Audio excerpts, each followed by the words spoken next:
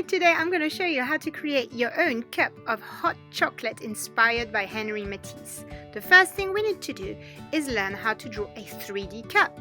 Now if you look at a cylinder, from the top it's a circle, but when you tilt it, you can see it becomes an oval. It's like the circle looks flattened. And that's what we're going to do, and here you can see it in a cup. Now, first thing you're going to do is practice on a spare piece of paper how to draw some cups. And I'm using an oil pastel here, but you can use anything you have. You first start by drawing an oval, and if you make a mistake like I did, that's okay. You just rectify it, and then use your other finger to guide you to know where you're going by drawing 2 straight lines. And now we're going to replicate that curve up there, down there, to join the lines. And here we have a mug. Now I would like you to look around your kitchen for other mugs and cups and draw as many as you can to fill up the whole paper. Now you're ready to do your own artwork. So on a new piece of paper, and you can start by drawing your mug.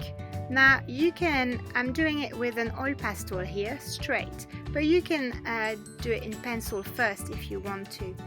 But make sure your cup is nice and big on the paper and in the middle. Then once you've drawn your cup, you can draw 2 lines to create the edge of the table. And then I'm using white pastels to create marshmallows in my hot chocolate. So you can't really see it there, but I'm drawing little cubes in my hot chocolate with the white pastels. And when we add the paint, it's going to resist the water.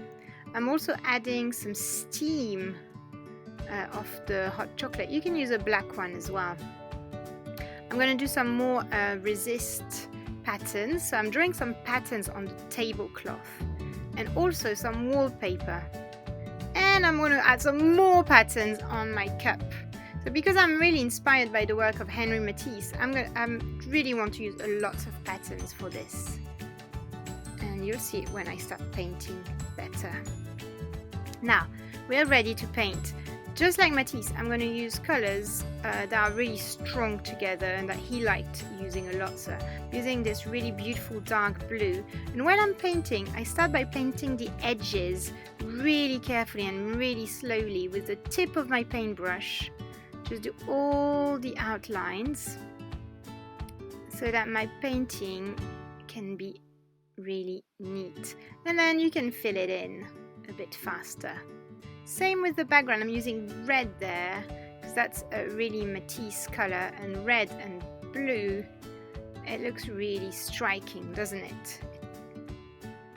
Same here. I've just done the outline first, really carefully using the tip of my paintbrush, all the outline, and then I'm going to fill it in so that it's just much easier to paint that way, so we don't get outside of what we want to paint. And here we have. So I'd speed it up, of course, you spend more time doing that. And the last step is to paint our hot chocolate inside our cup. There we have it, and we can see my marshmallows there peeking through. You'll see them better when it dries. Wonderful. Here is our cup. I'm going to add a bit of shadows on my teacup so that it looks a bit more 3D, just by adding a bit of kind of light blue on the sides.